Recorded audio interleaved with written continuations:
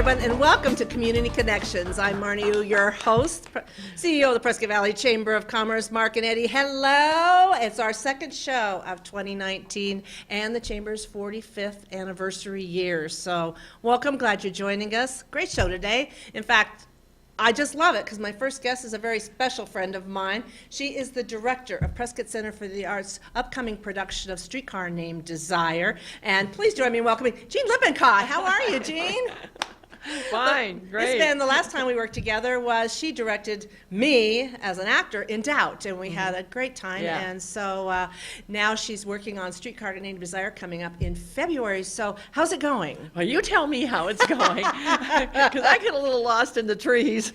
She's the director, but she entrusted me with the position of stage manager, which, boy, oh boy, I'm not, whoa, Mark's going, wow, because he knows it's behind the scenes stuff. Listen, you Tech. can't, I couldn't do the show without you, so there. Oh, you're so kind. But we're having fun. We're having fun, and the cast is amazing, aren't they? I mean, How do you, I'm going to start with, that's an iconic story. I mean, everybody knows Streetcar Named Desire, it's Marlon Brando.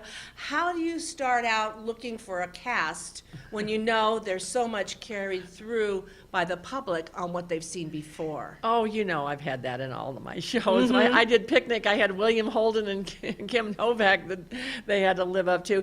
I think the audience, I think our actors are good enough that the audience, they carry the audience and the audience forgets. I mean, I'm sure the audience walks in saying, oh, it's not going to be as good as Marlon Brando. But it's different, of course. It's a different person. It's a different actor, but it's daggone good.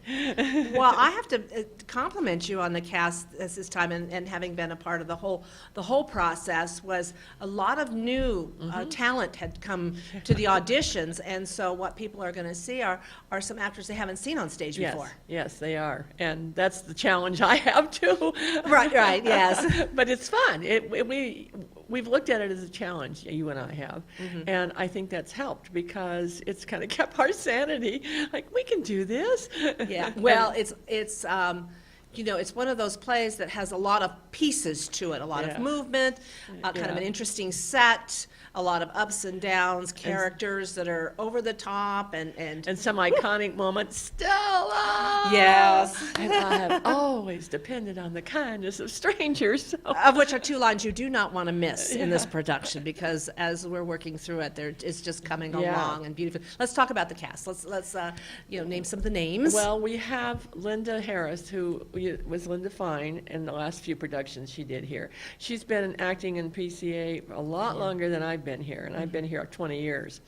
So she's done a lot of productions, and people will recognize her. Linda's amazing. Then we've got a new person who was a new actress who was in Trip to Bountiful. She had a very small role.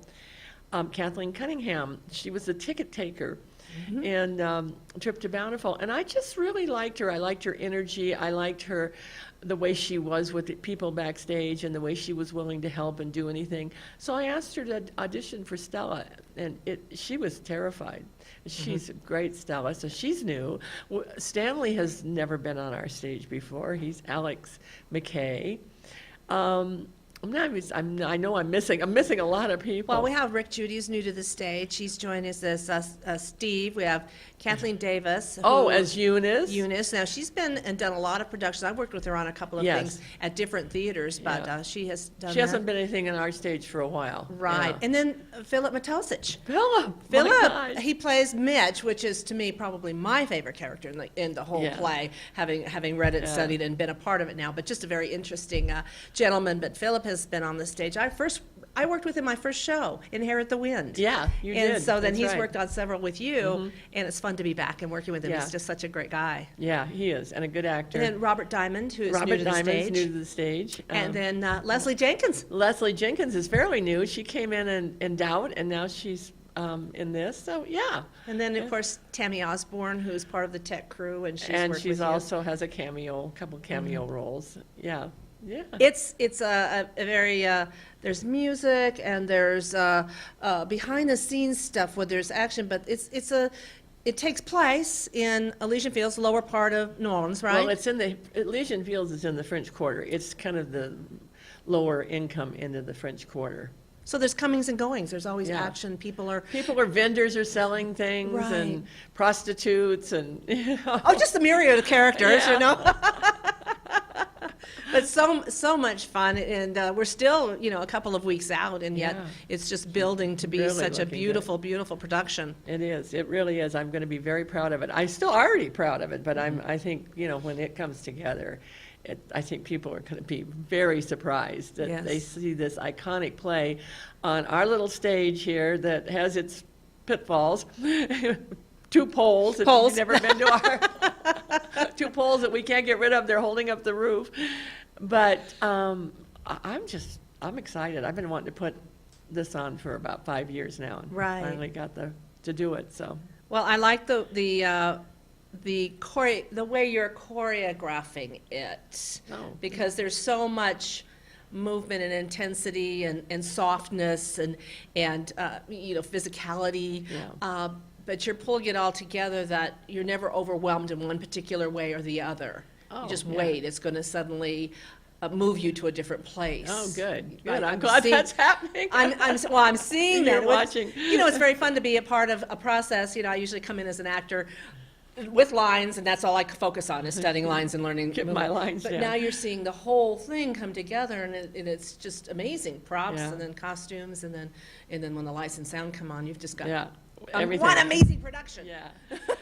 And that's been part of the challenge is working with actors who have never gone through that long process. Maybe they've had a small part, or maybe they haven't been on stage at all, but realizing, because about the second week you're on stage, everybody's ready to leave. They're ready to abandon ship. It's scary. They think, we can't get out here. This is never going to come together. And as a director, you have to stay positive, no matter what's going on inside. You have to stay positive. And we trust the process. Yes. We trust the process You have because to. it works every single time. You just have to stay focused and believe it. So, now you all want to see it? When is it open?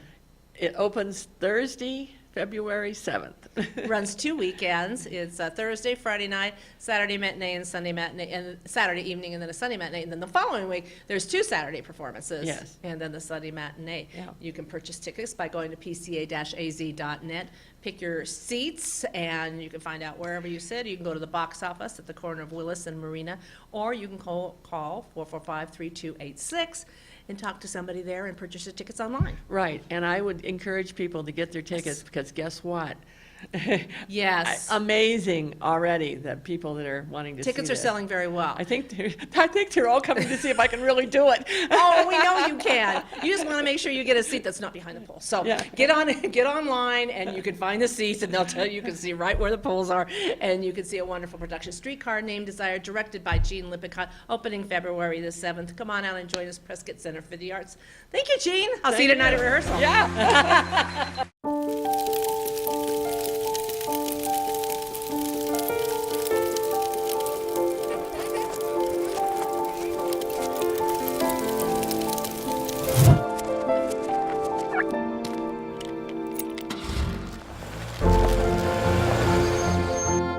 Did you know parking over tall, dry grass can spark a wildfire?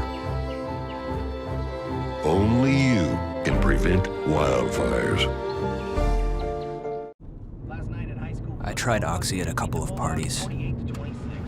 I thought I had it under control. I didn't know it'd be this addictive. I didn't know how far I'd go to get more.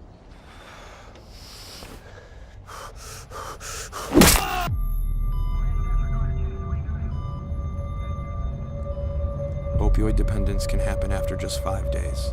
Know the truth, spread the truth. And welcome back to Community Connections, or how we're calling this segment is Community Critters. Now, joining me from the Heritage Park Zoological Sanctuary is Diane Cruz. She is the Animal Care Supervisor, and Ron Brashear, who's the Marketing and Events Coordinator, and our very special guest. Diane, I'll let you introduce him or her. Him, her. This is our baby duckling. It's a Muscovy duck. Muscovy ducks are typically white and black with a bit of red around their face. So we're not sure if it's a boy or a girl yet. We're waiting until it has more distinguishing characteristics of a boy or a girl to determine. Males are much larger than females, so if she's a female, she's going to be about maybe 1.5 half the size. Males are much bigger, about 15 pounds, so there'll be a really big size difference. That's the easiest way to tell male from female. But this baby's just about 2 months old. She was hatched out at the zoo. I call her a she because we're hoping it's a she, but we don't know. But hatched out at the zoo. Unfortunately, her mom wasn't really experienced mom, so once the eggs started hatching, she kind of freaked out and didn't know what to do with them. And so we kind of had to rescue and step in for this baby. So she was hand raised, so she's very imprinted, used to people. Very comfortable around people. We're actually using her right now to go to retirement communities, try and do kind of take her out into the community, do some outreach programs with her. And so far, she seems to really enjoy it. She loves attention from people, loves petting, and as you can see, she loves having her people's hands on her.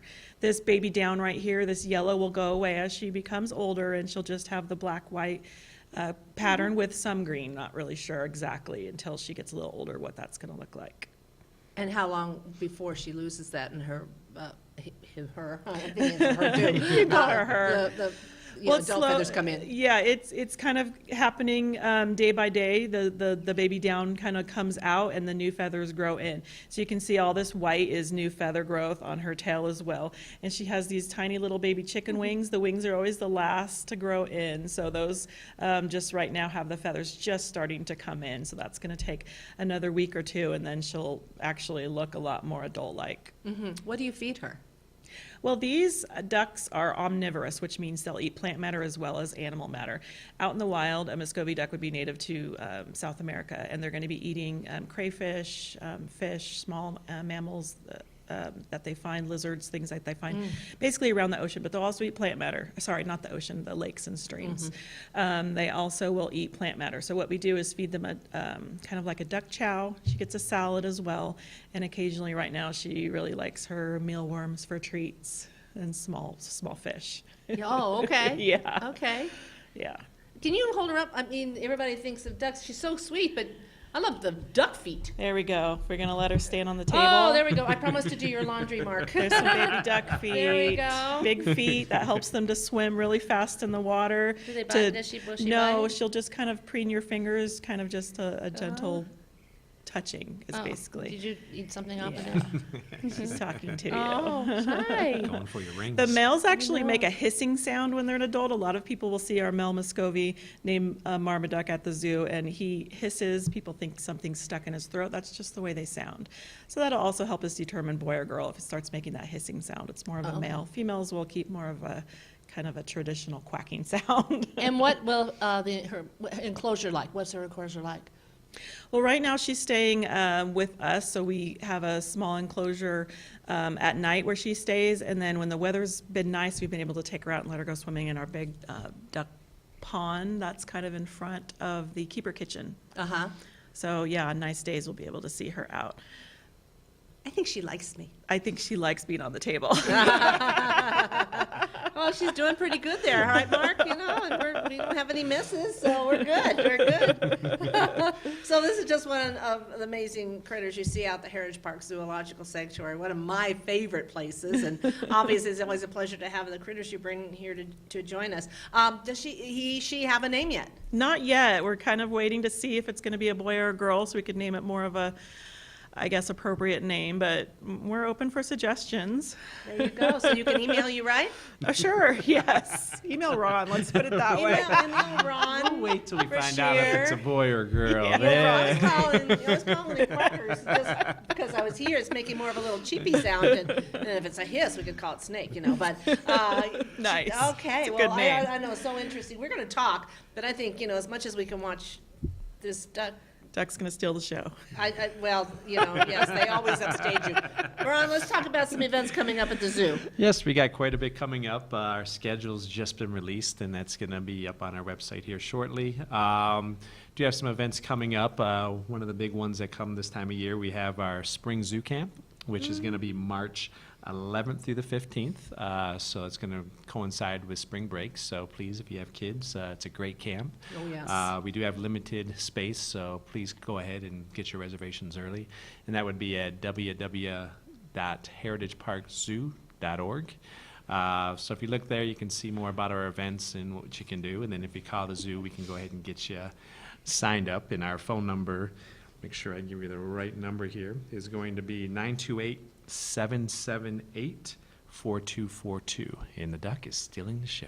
Of course, but people are listening because the duck's not talking. So you keep talking. That's we'll right, watch we'll the keep duck. watching the Because duck. anytime you get to come out to the zoo, you can see our friend here. Yes, So- we got all kinds. We actually have over 200 animals now, so quite a few that you can see. So it's Greatest great place to in visit. town, I'm telling you, it's the greatest place. A couple other events that we got coming up.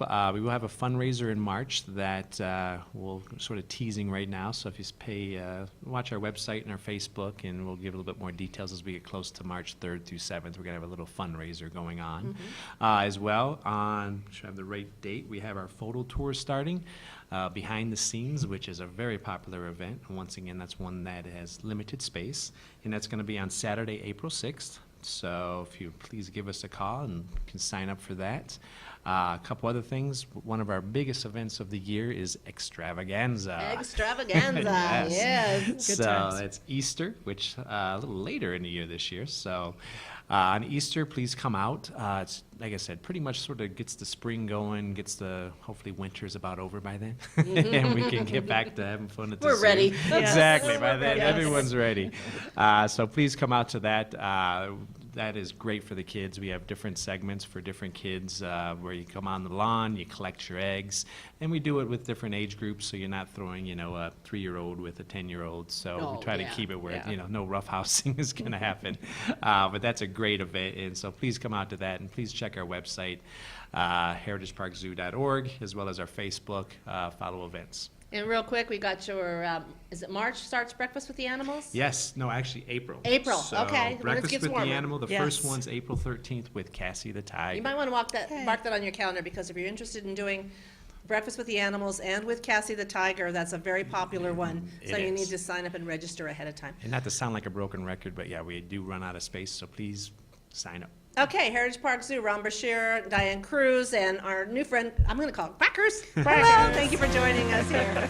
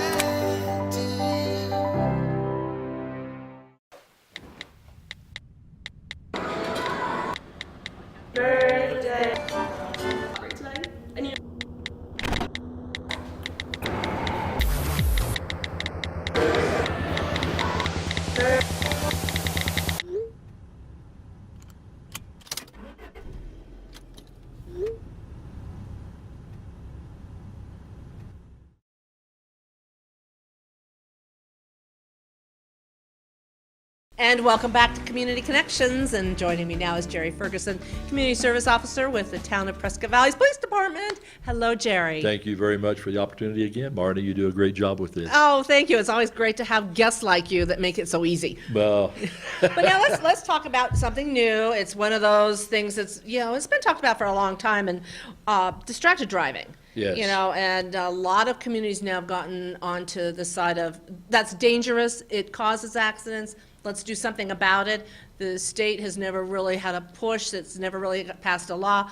For whatever reason, they stay away from it, but the cities and towns have stepped up and said, we're going to do something about it, and the town of Prescott Valley has done the same thing. So let's talk about what this new law is that's going to take effect, and how it, don't text and drive, but. well, we're grateful for Yavapai County taking the lead. Right. Because that prompted the smaller municipalities to do it. Right. Ours became effective January the 19th. Oh, okay. So it's already in effect. However, our chief's position is to give us the time to adjust our residents to understand that. So from January 19 until March 1st, we're giving warnings. We're not issuing citations for that. Oh, okay. But March 1st, we officially start the citations. It'll be up to the officers to decide what the circumstances are as to whether they do a citation on that or even a warning after that. Right. But primarily, we're wanting to inform and educate our community for the next 5 or 6 weeks. Well, it's, okay, so it's a hands-free use only, because I noticed the signs are going up around Prescott Valley now as you come into town. Welcome to Prescott Valley, drive safely, hands-free, use only. Use only, I mean, that, if you have that, it's a Bluetooth in your car, right? You can talk on your car. You're right, you can have But your car last time I equipped checked, I for was it. not allowed to text in my car on my Correct. No- Bluetooth, so it's only No phones. texting, correct. Right, so it's getting that device out of your hand getting completely. it out of your hand. So many people now, let's talk about, things that happen. Of course, there was the guy that I was driving next to the other day that was talking on it the whole time, as we're going down 69 and he was on the phone. But there's some people that'll pick it up and look and see if anybody's, the best idea is to put it away. Well, that's the best idea altogether. Yeah. When we put out this news release, simply holding it in your hand is a violation. No matter where Okay. it's held. So if Our- somebody gets pulled over and said, well, I just picked it up to look at it, that's still a violation? Yes. Oh, okay. Unless they can convince the officer that they were either turning it on or turning it off so they could put it down. We are saying. Chances are you're not going to do it while you're driving. Correct. Wait till you're at a You'd have stop it sign. set up. You might be less of a, And one of the exceptions that is being allowed is if they pull over to the side of the road, completely out of traffic, stop, then they can use their phone or whatever. They're not in violation at all. so it's when you're moving. But it's when you're moving, even at a stop sign or a red light, because you're not going to be paying attention to the signal or to the traffic or to pedestrians. So it requires you to be hands-free. That's what we want for it. And if you notice the potential fines on that, our town took that very seriously. It's $100 for the first violation, but it could go up to as much as $2,500 Wow. for the second offense within a 12-month period. So our town leaders took this very seriously when they passed this. So they're not interested in playing games with this. Well, statistics show that traffic accidents are caused by distracted driving. Yes. And we've had fatalities because of that. This past year, the only fatality, but it was a fatality and it shouldn't have been, was because of the person not being hands-free. They were on their phone. So you have the tragedy from that. Right. So now that we've passed it, I'm expecting the state to go ahead, since we've had 2 police officers in the state killed because of people being distracted. I'm assuming I'm hoping that this session will produce a statewide law. Right. I have a story.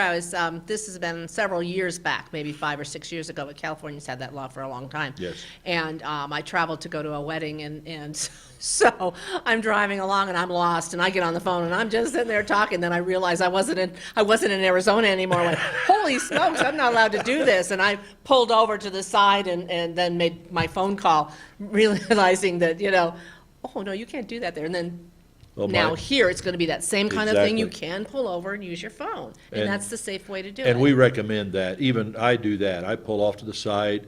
I was in Prescott the other day and I needed to get on the phone. And I just pulled into a parking lot Mm-hmm. and took care of it and then came back out and went on the street. Interestingly enough, because as I pulled back out, right there's a Prescott police officer going by And they me. have that law And too. You better believe it. Right now, everybody in the county has that. Right. Plus the county. So Right. we feel we're covered. So, yeah, up here, you better watch out, because they're all watching. So if they see you with the phone, then they can pull you over. Yes, it is a primary, not a secondary. What we mean by that is they don't need another violation or another reason to stop you. If they Okay. see you with the phone, that's a primary.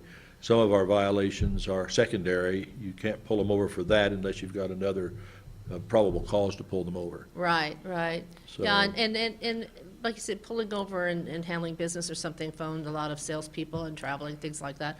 It's the folks that get on the phone and they're driving and they just want to make that social call and they're on. And I, even hands-free, I will have to tell you that I have hands-free in my car, but that can still It is distract you. still distracting. If you're, driving along, and as long as it's free and clear, it's okay, but the minute you have anything happen in front of you and you're not paying attention. Able to respond. Even though your hands are driving, you're still focused on something else. So And there again, one of our safety is- emphasis is not just this being a violation. We're talking about other distractions, whether it's Sure. eating, personal grooming, which we've seen, dealing with a pet, reading. We've seen all kinds of things as we drive down the highway and we look over. We know they're not paying attention.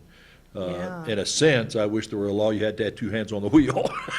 Well, I harness my dogs when I take them to the park to walk We in the back recommend that, seat. yes. Because even in the front seat, they fuss, and Exactly. they're in the back seat, Exactly. generally. So, I mean, it's not like by any stretch of the imagination am I perfect, but I've made enough mistakes that I learned what not to do. And we've had them with dogs on their lap. Right. And they don't realize if they have to slam their brakes on or if there's an accident, that bag comes out, now they've got a dead animal spread all over their chest. And that, Right. if it were a baby, no way would you do that. Well, your traffic officer's So very there's a- serious about that one, because Very he much told us. so. Very much so. Okay, So- is this on a website that people can find out more information and get details more than to say, okay, I heard it, I watched it, but I think I need to find out Yes. exactly Well, they can get it what on the our rule is. the law. PVAZ website. They can get it. We also have it on the Prescott Valley Police Facebook. Mm-hmm. It's there. And you can get the actual ordinance if you want to read the legal language to. If you have nothing else to do. Get it, well, also, it is available, so there should be no reason why they don't understand So what's going on. period of education right now through March, To March 1, till March 1, and then Right. after March 1, watch out, you can be cited. exactly. So be Exactly. careful out there, and it's just a matter of, it could be your life too. You think it doesn't have to happen to me, it could be your life. So be safe out there. Jerry Ferguson, thank you so much. Thank you so much. It's a pleasure to be with you. You do Hands-free well. use only here in Prescott Hands-free. Valley. That's all we do. Thank you. Have a great 2 weeks.